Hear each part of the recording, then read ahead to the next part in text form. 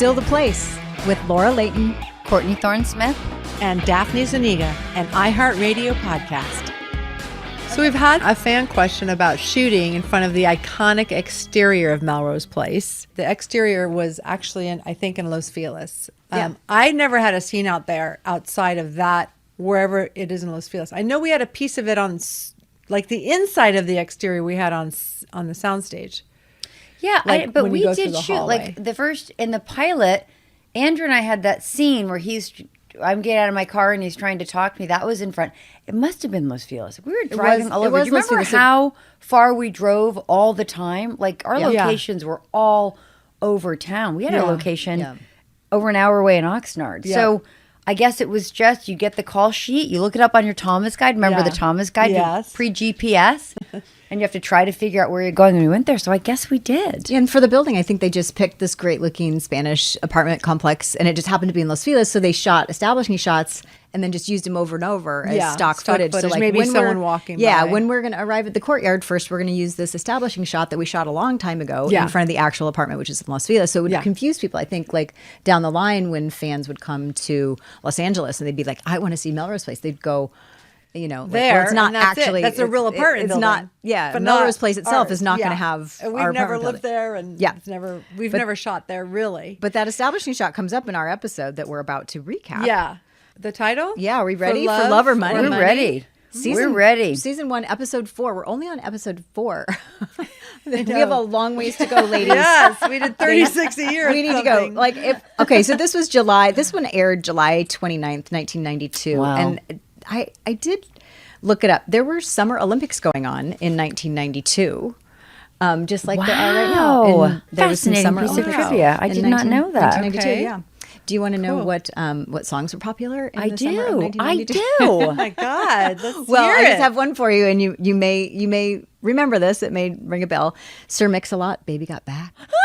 Do you know that one? I can't believe it was that long ago. Wow, that feels more recent. But or maybe it's just like on a loop in your mind when I say the title. Yep. Wow. Yep. I'm like looking at my that's notes, going, crazy.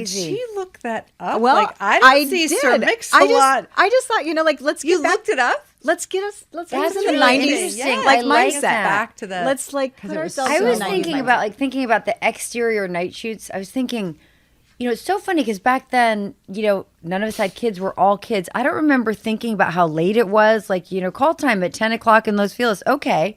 Right? Like, we didn't I'll be question there. it. We just sort of showed up. I got my Sir Mix-a-Lot in my car. I'm just driving out to Los Feliz at 10 And your p.m. little cassette player. Yeah. Right? Like, I Yeah. don't remember questioning the schedule. Yeah. You're just there from, For sure. 6 a.m. till midnight. You don't think twice about it. Yeah, we just did it. Well, because it was Right. ensemble and each of our scenes were separate, right? Like you might have a call from 6 a.m. to whatever noon, and I would have one from 3 at 3, and you would have one at, 6 at night. I mean, they were just sometimes the most arbitrary in the middle of the day. But also just the sheer number of hours. It brought me back to think about that time and to go, Yeah. didn't even question it. Like I didn't, like now I would look at it and go, how late am I working? What am I doing? I just showed Right. up there. We were 'Cause there was youthful. nothing pulling We me were at home. youthful in it. Youthful. And also remember, so I know we're getting right into the episode, but we open on D&D advertising, which was Spelling the Productions. exterior of actual spelling productions. Yes. Yep, on Wilshire Boulevard. Is it only me? I cannot say is only Wilshire you, Laura. Boulevard. It is only When I you. first Say got it. here, I Just pronounced Wilshire. it. No, say the whole thing. Wilshire Boulevard. Say it 2 times in a row fast. Oh my God. Okay, now you Dav. You try it. No, but when you came here, from the Midwest, did you first pronounce it Wilshire? No, I didn't. But I still did. can't put it together. I will say Wilshire. that there's something wrong with it because also when we started doing like the promos and we'd have to go, "Hi, it's Laura Layton from Melrose Place." I'd be, "Hi, it's Laura Layton from Melrose Place." Like, what is wrong with me?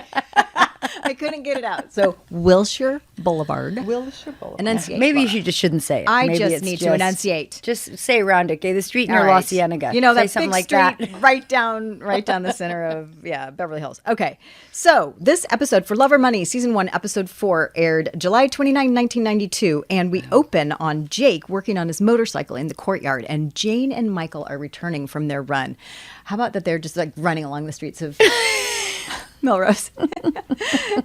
And Michael immediately notices that Jake's motorcycle is dripping oil in the courtyard, and he warns him that he's going to need to move that. And oh, by the way, drop off your rent check, which is when we find out that Jake is having trouble finding jobs. And Jake is. Do you know how immediately he was defensive and angry? Like, I'm like, wow, you're just out of the gate, mad. He's just already mad at Michael. Yep, already angry. And Michael said exactly what I was thinking. It's like, dude, back He's off. going to drip oil all over the pool. Yeah, area. and just like, okay, just maybe, Really, this is where people make out. What are you doing fixing your motorcycle? This is the makeout courtyard, dummy.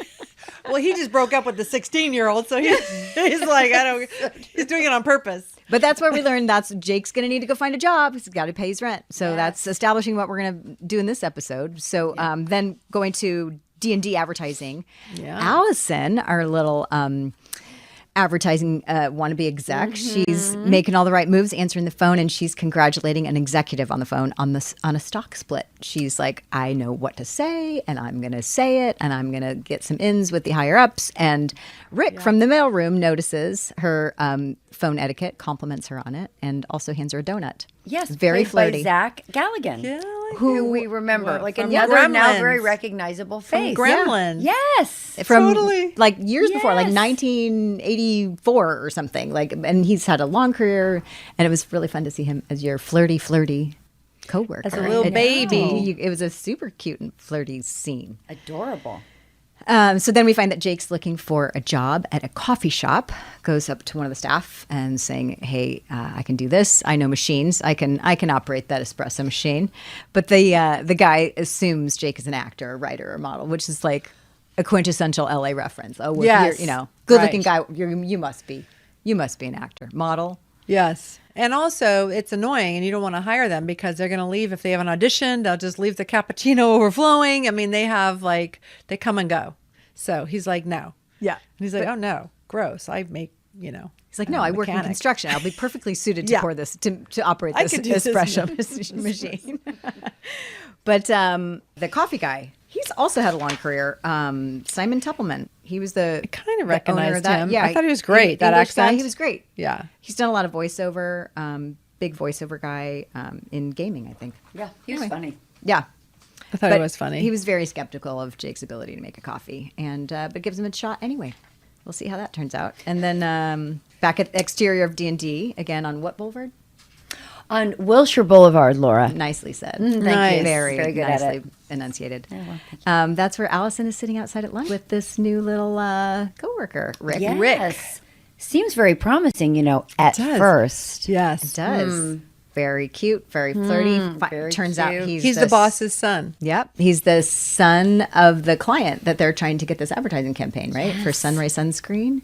And that's where we're also introduced to Lucy Cabot, who is Deborah Adair. and she's one of the D&D. Is she your boss at D&D? Is she Alison's boss? She's the vice president at D&D, who also had a long career in soap operas before she came to us. Didn't she actually have a soap opera at the same time as she was doing Melrose? Like in later seasons, didn't she overlap and maybe. have both of these jobs simultaneously? Yes, that sounds so familiar. Crazy. She was a Yes. pro. Can you imagine? She was I great. cannot imagine. Well, so she's the boss that Alison is trying to sort of grow into her shoes, and she looks up to her as a mentor, and she's becoming friends with this coworker Rick, and then Rick asks Alison out to dinner. And she's a little wary, like, I don't know, office romances, doesn't that sound like risky business? Also a reference to a 90s movie, if we may. Yes.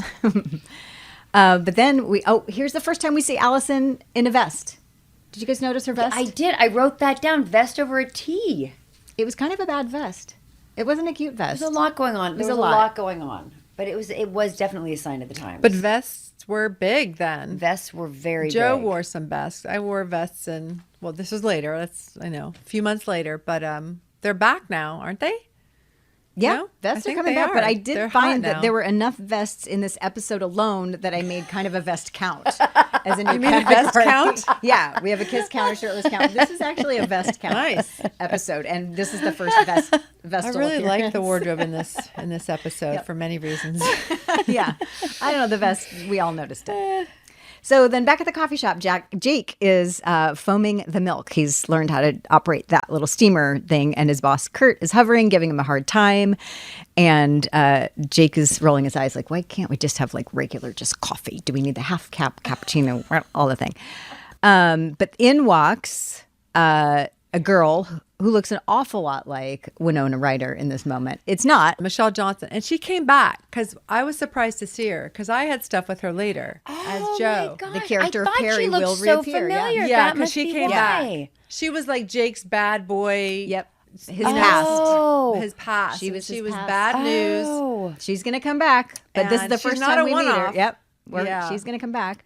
And then they have that line, another sort of noir reference. So in last week's episode, we had like the whole noir opening for episode 3. And then there's this line when she walks in and she's like, of all the cappuccino joints in LA, you had to walk in. I noticed a line. I noticed a line she said. Yep. Did you get this one?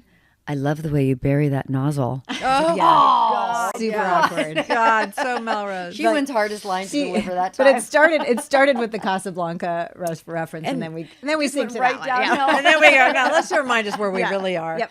And then I do remember though, Michelle had she was discovered and put in, do you remember that movie, 80s? I think it was an 80s movie. Blame It on Rio. Blame It on Rio. Yep. She was like the girl. Demi Moore was in that too. Michael Caine. It was a huge movie. And she was the teenager And with she was- Michael Caine. Yeah. This fresh new thing who, and then she. Again, Also a movie sign of that the didn't times. age super well. Yep. Not making that Not movie so today. well. Nope. No, we are not. No, thank Blame It on you. Rio, yeah. But yeah, so Jake is feeling a little defensive of his job, and I'm and she says, "Wait, I might have an opportunity that you would be interested in to make a lot more money." He's like, "No, I'm good here. I'm just gonna stick Do it it out and keep straight making up. this coffee for whatever." Minimum wage. But he does learn that Perry is an art dealer in this scene, so we'll see where that goes.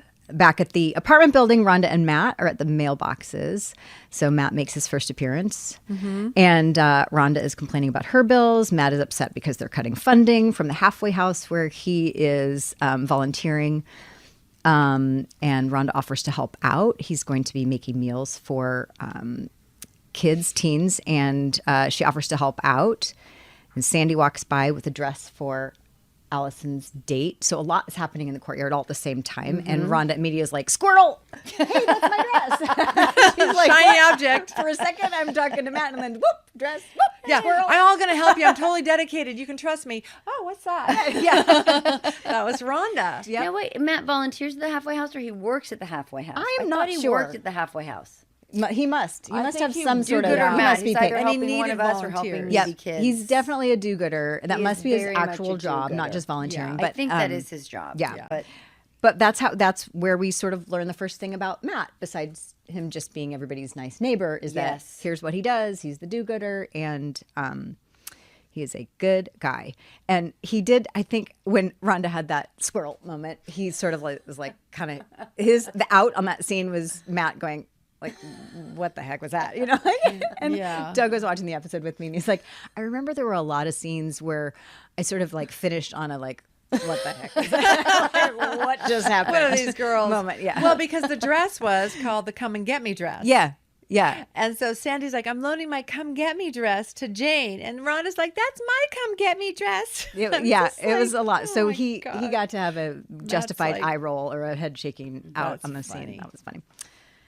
And then back in Alison's bedroom, she is trying on the dress, thanking Sandy for the dress, wondering if it's really right for her date with Rick. When Billy walks in, shirtless, right? Yeah. Was that the first shirtless yeah, of the episode? I did write down a shirtless for that, and I was like, well, why? Like, you can't Just throw because we need to There's count several them. people in the house. I'm going to walk out without my shirt. Like, Yeah.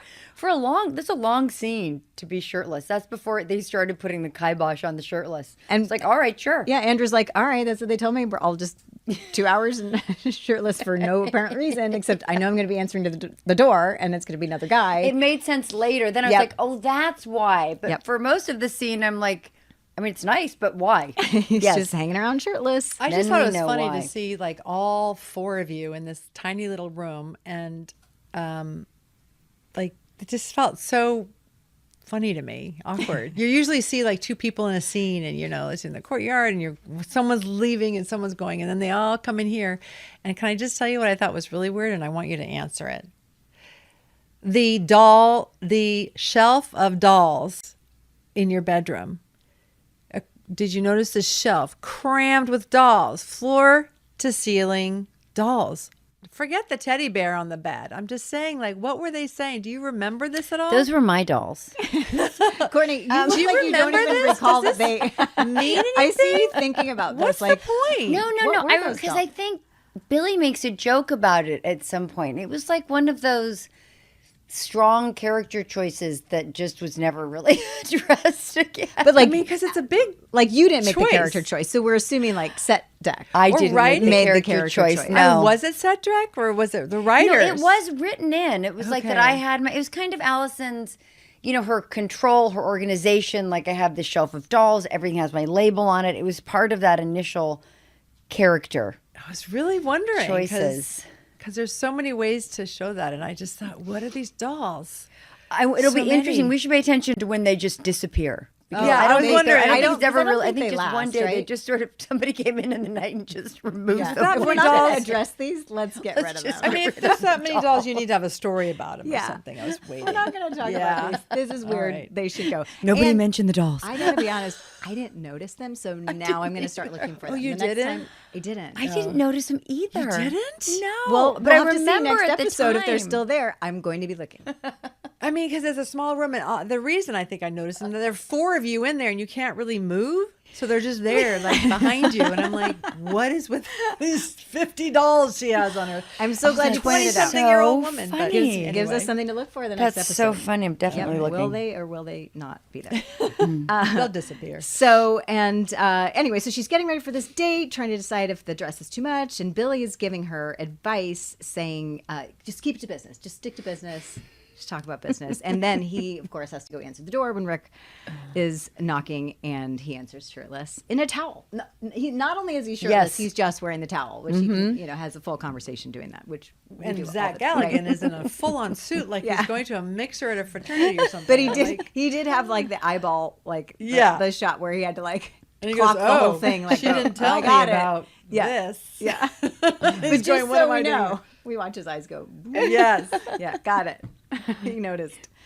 But Billy He does. should have loosened his tie right then a little bit, try to like muss his hair or something. just to confuse us. Where is this going? But yeah, so Billy says, "No, I'm just the roommate, and just have Allison back by 1:30 at the latest." Yeah. Which is, yeah. Yeah, Right. that's a very late bedtime for a working girl. With dolls. It's so late. For a girl with I dolls. would have said, how about 9:15? Yeah, That's what Yeah. I that would seems 10 like more of an latest. Allison. Allison I go, plan on "Oh, being in no. my pajamas by 9:30. I so need to we be can in make bed that by happen. 10. Yeah. Please get me back way earlier than that, Rick. But there they go. They go out on their date. It's a very romantic restaurant with white tablecloth and candle, and they're getting to know each other. It felt weird to see us out on a date like in a restaurant. I thought, grown-ups. oh, that feels very grown up. It did. I thought, oh, that looks very grown up to me. Yeah. Which, of course, we were in our 20s. We were going on dates like that. Yeah. But you assume if he's the son of the Sunray sunscreen, like maybe he's got Money, lots of money, for even though sure. he's like An allowance. trying to work his Yes. way up in this He looks ad like he has a agency or good But also, I think allowance. we spend so much time in the courtyard and in the apartment that to see us out in the In a world real on a place, real looking right. date, it was fun to see. And it was an actual restaurant, wasn't a set. It was an actual Yeah. restaurant. People Well- walking by on Melrose, and it was on Melrose Avenue. Yeah. 'Cause it was right outside. You could see the Great Greek Restaurant. Yeah. Well, Actual I think place. it was one of the first times on the show.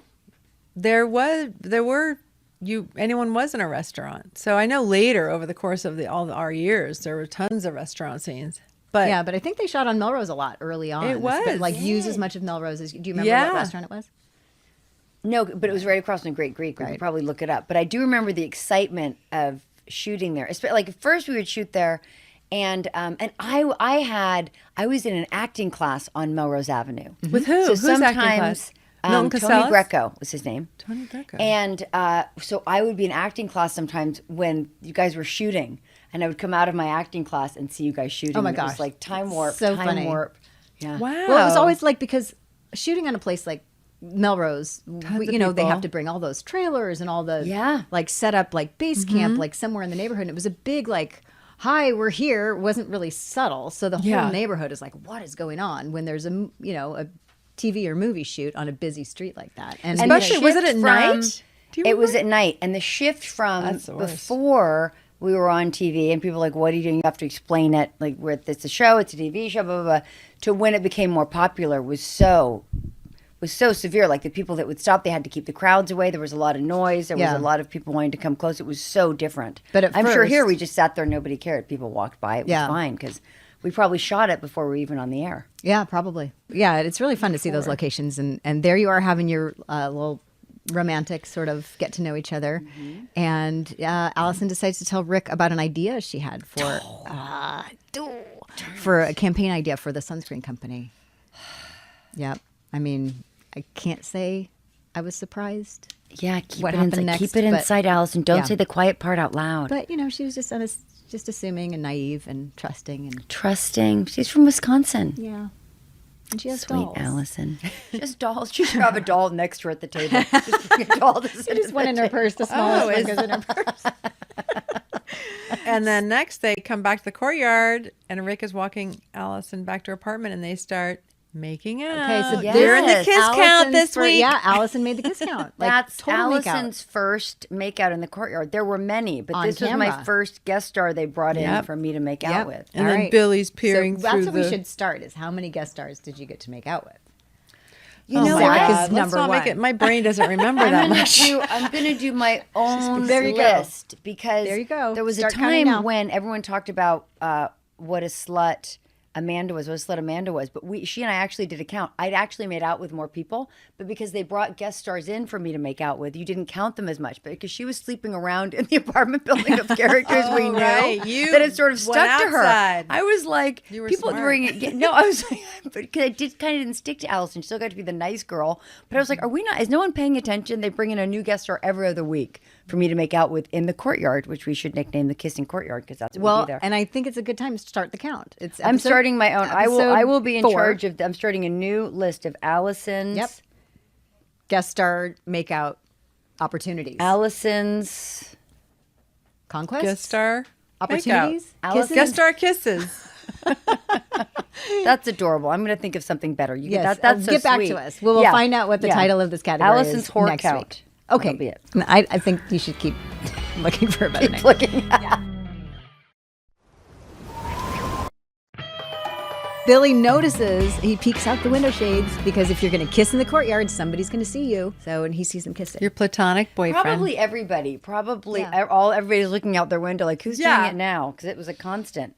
In the kissing if you're Courtyard. Bored, look out, see who's making out. But then can we talk about the next thing that happened in the Courtyard the next day?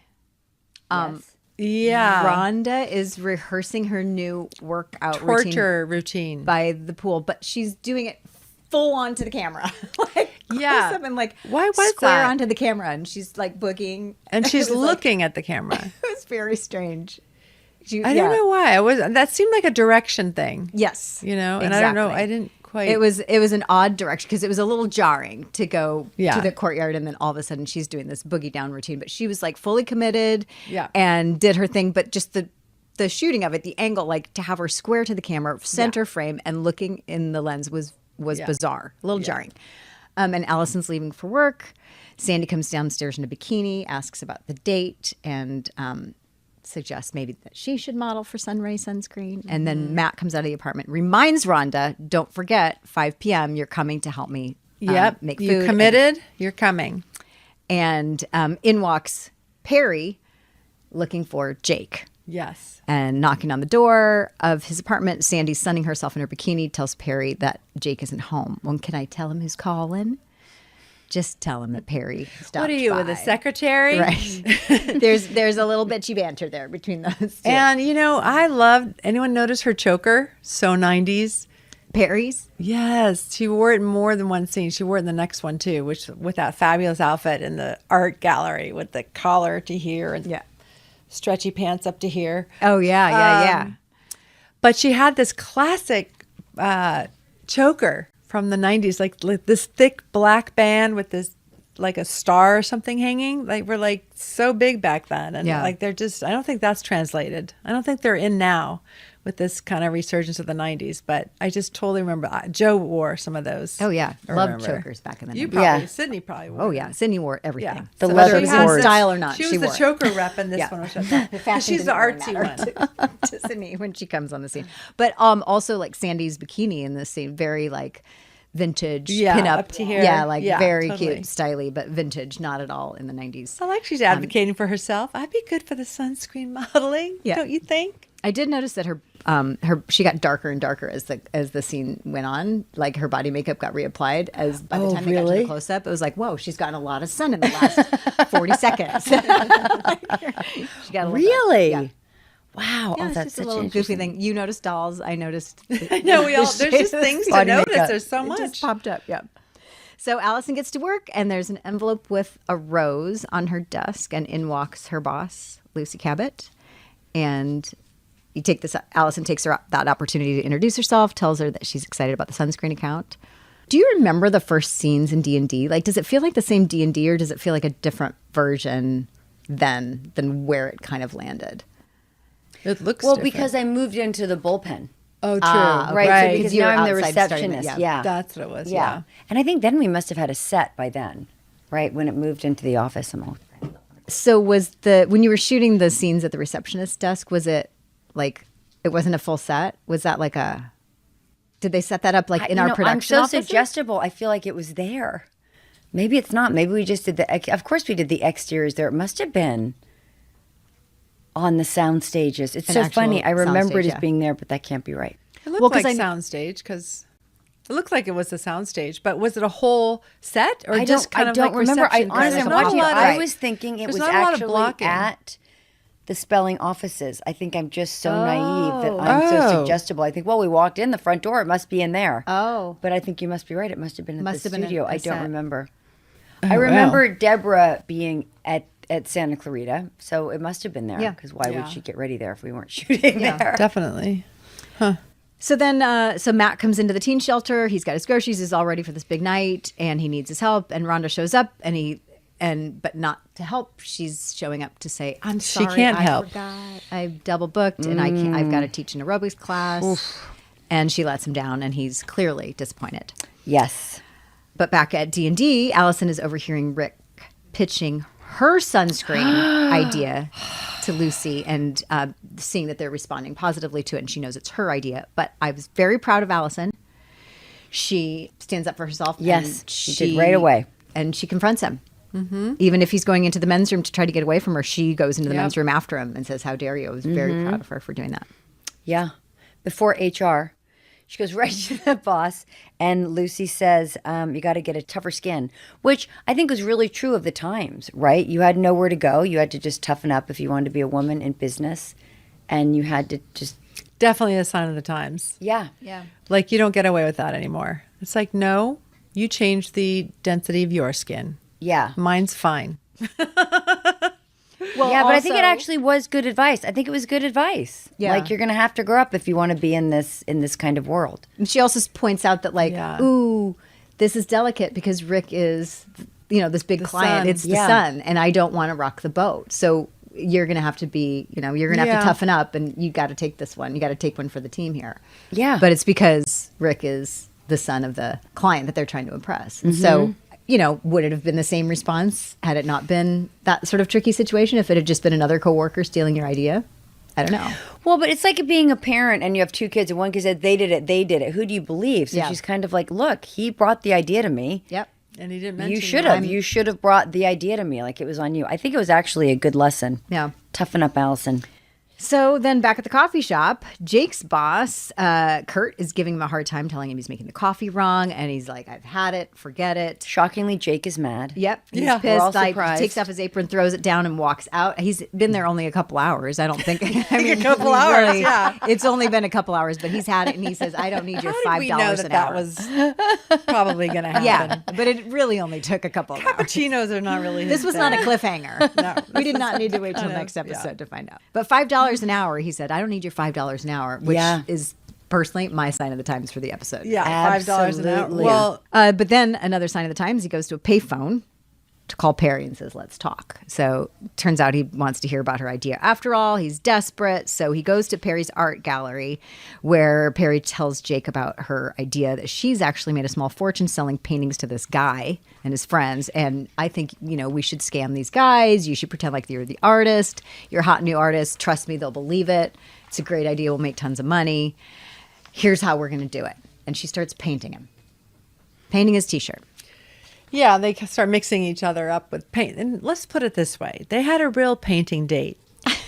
They had the painting date that Alison and Billy, the opposite of what Alison and Billy had on that episode when they were like, go up and down, go up and down. And they painted each other and end up against the wall. And there were visible tongues. She came at him. She had her tongue out about 3 feet from his face. Truly. Wow, sweetie, you got to keep it in a little bit. There was no intimacy coordinator.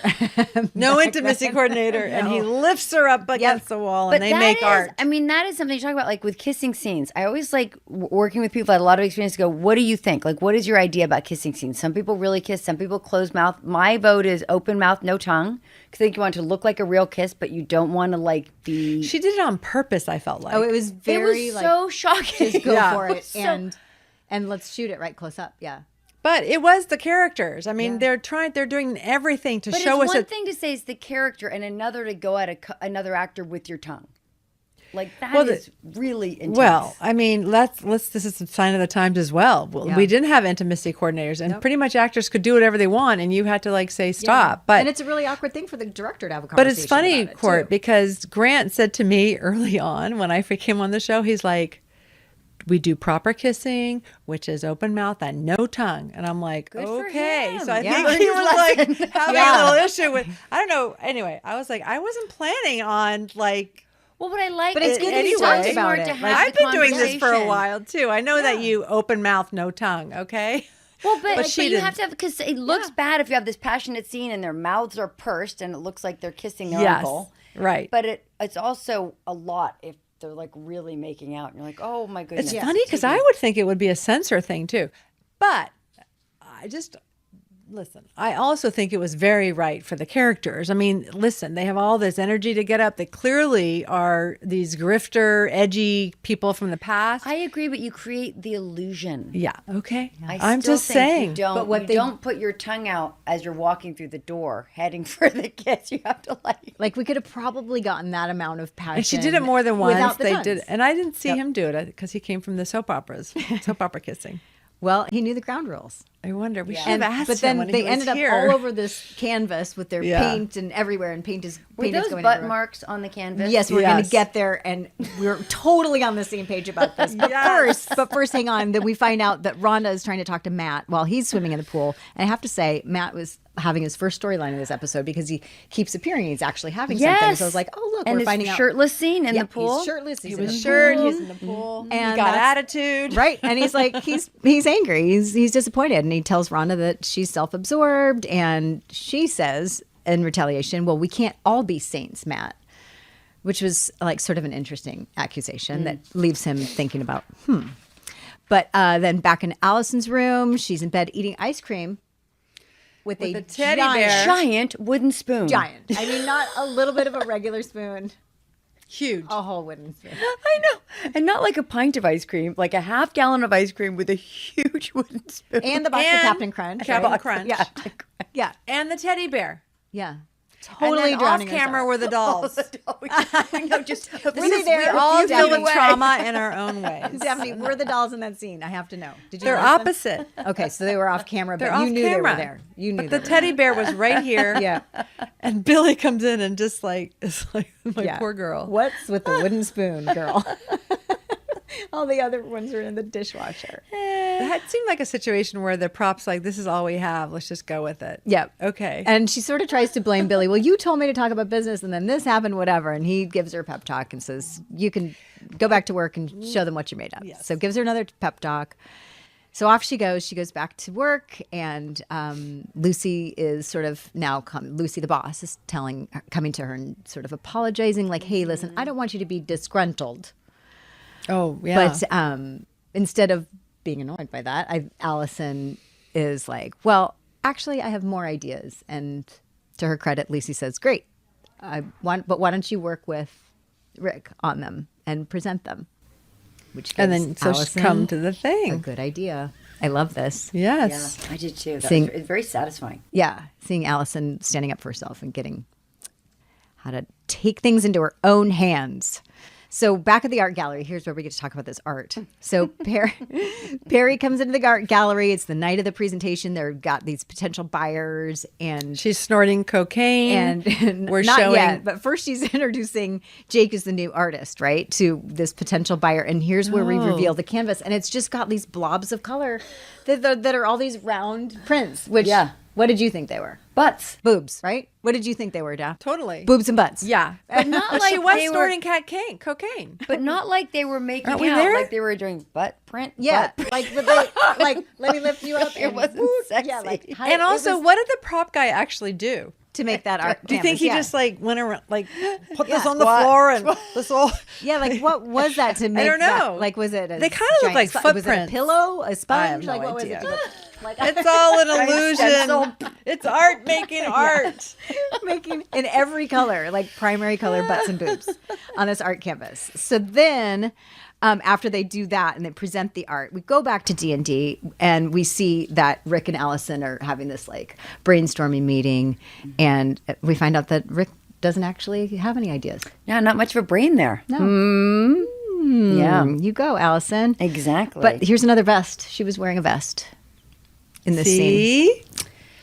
it was the setting a look of trend. the times. I remember those very fitted T-shirts, right? Remember those very Yeah. fitted, like stretchy white Yep, T-shirts with a under a vest. vest With That a was the giant look. vest. It was They a may have even giant, been it was like an bodysuits. oversized vest. Yeah, Yes. bodysuits. Remember bodysuits? Yes, those pleated pants are Bodysuits, back in style, though. and those so are big bodysuits. pleated- But Alison is showing her grit. She's got moxie. She's got an idea. So then we get back to the art gallery where Jake walks in on Perry finding that she's snorting cocaine in the back room after they've presented this art. which she She's very snorting graciously cocaine. offers to him because She she's a does. good hostess. And he is like, absolutely not. I wants don't to do that stuff offer. anymore.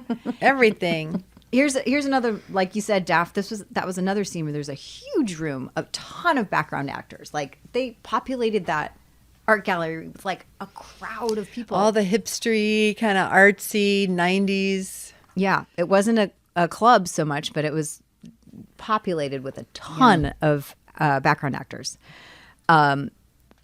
And then, so Jake refuses the cocaine, says she's pathetic. I'm not going to sink that low. In fact, I'm out of here. And he goes and he has another angry moment. Instead of just saying, I'm out of here, he's got to like take the art off the wall and, demonstrate just how pissed he is. Like, I don't even want to, follow through with this plan of yours. I see him having a lot of road rage incidents. I think he's- that's probably a part of his life. I think, yeah, he might be shooting himself in the foot here. Like, could he have maybe walked out and still gotten the money? But no, he needs to stand up for what he believes in and show everybody that no, he's not going to do this in this way.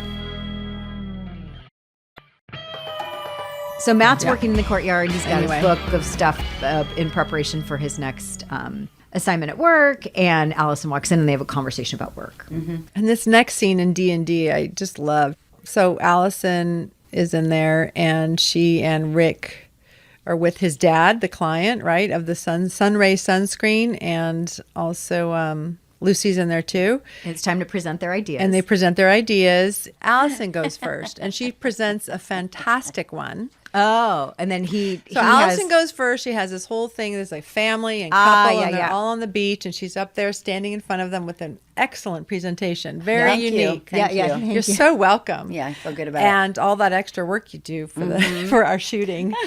But Rick's idea was And then abysmal. So he loves it. Shoots to the dad. He loves it, and she's really impressed.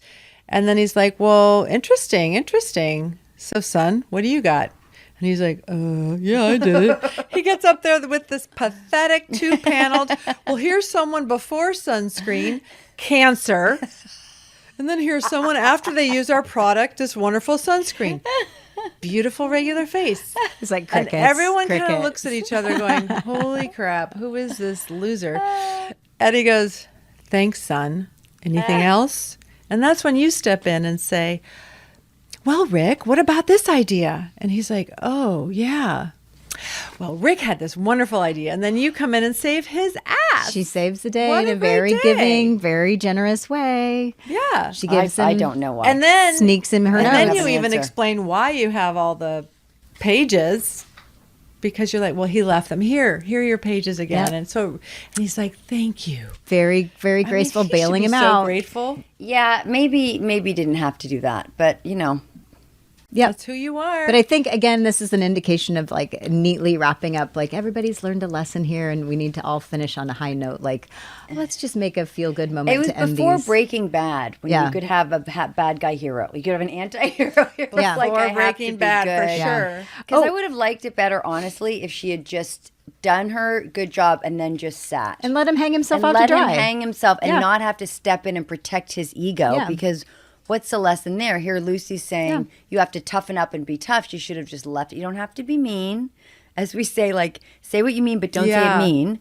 But you can still, like, sit back. So I'm sorry we had to do it. But that was sort of, like, at the time, and we see it in the show, it's a little saccharine. It was a it's a little sign of the saccharine. times. We kind of leaned on that.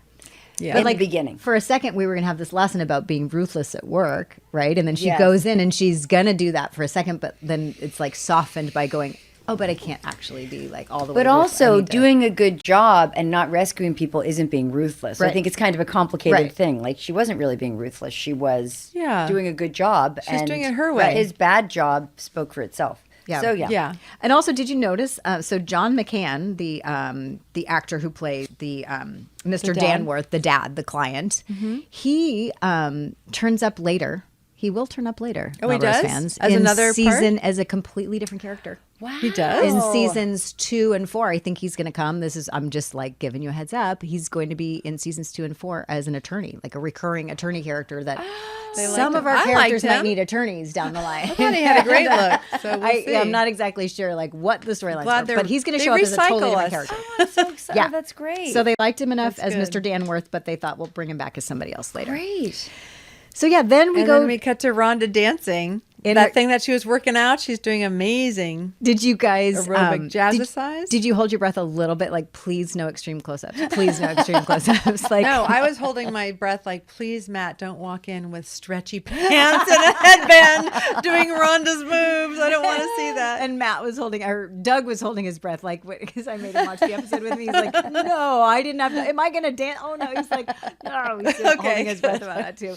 But yeah, again, I think that set is the production offices of our Yes. soundstage. Yeah. They would just, Yes. they put the ballet bar up. And I thought that was really good. Well, Yeah. all the neon signs they Yeah. had to, and all those pastel colors. Yep. It's just the colors of that era. But again, they're like, they have to work on The this violet. choreography and do all this like prep work just to shoot those scenes with the Yeah. aerobics happening and stuff. And sure enough, like we lot of said, Matt walks in to apologize to Rhonda for being a little bit too hard on her and that he doesn't want to lose his best friend. So they make up and Rhonda makes him join the class, which is when he like reluctantly starts trying to do the moves and whatever. My son Jack walked in when that scene really? was on. He's like, oh my God, Dad.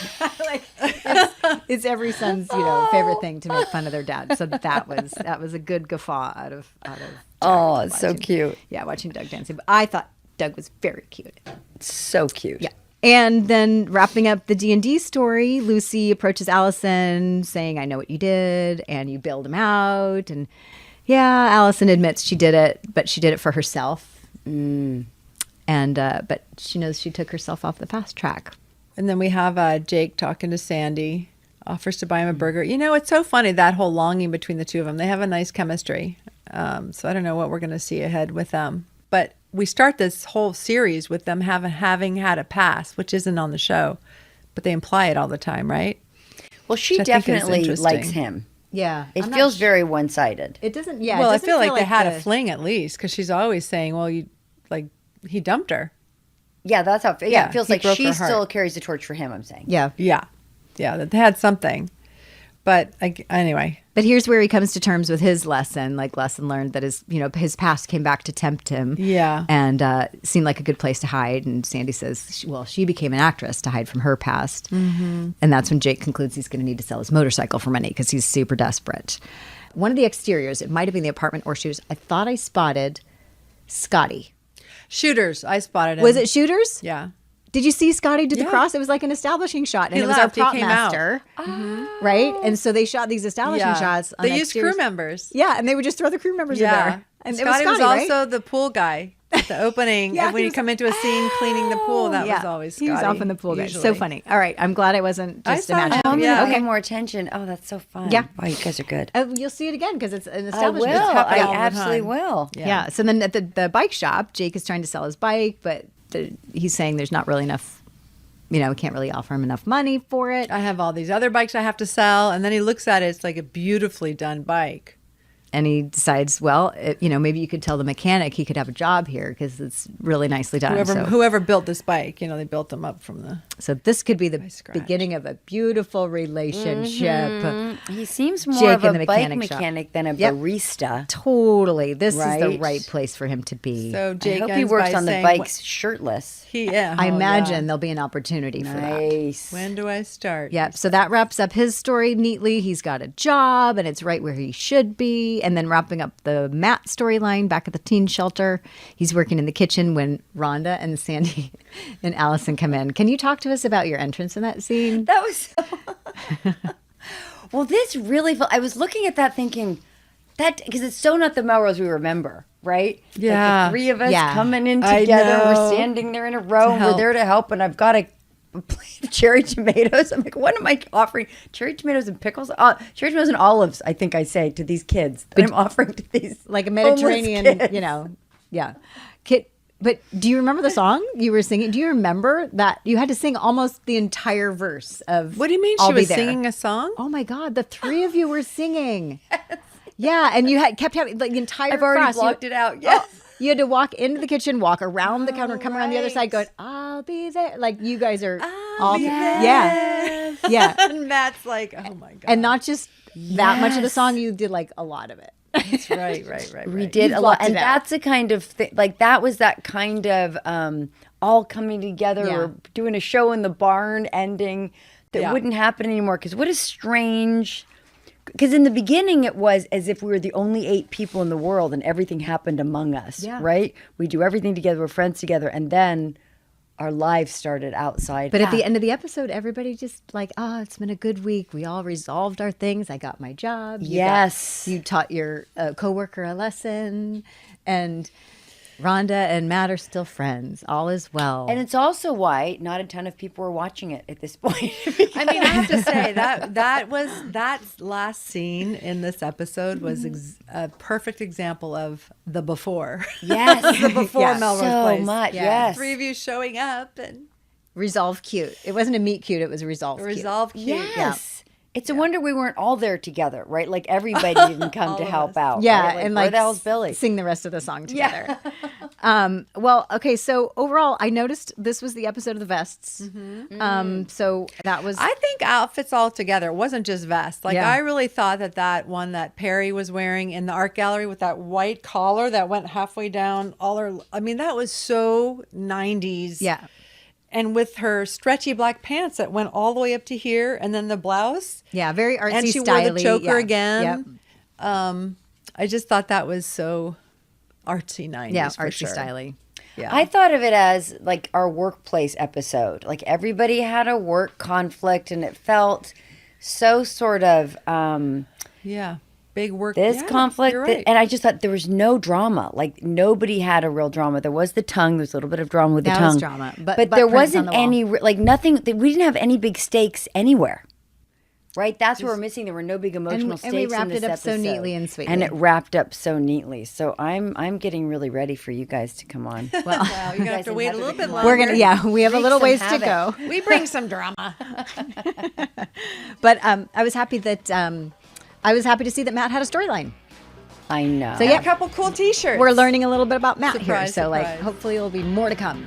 There will definitely be more to come. Yes. Right. Good times. We'll see you next time. All right. See you next time. See you. Yay. For 10 years, I've been obsessed with one of the most bizarre and audacious cons in rock and roll history. We were all facing 20 years and all that good stuff. The lead singer tried to pull off an English accent, and they went on the road as the Zombies. These guys are not going to get away with it. The Zombies are too popular.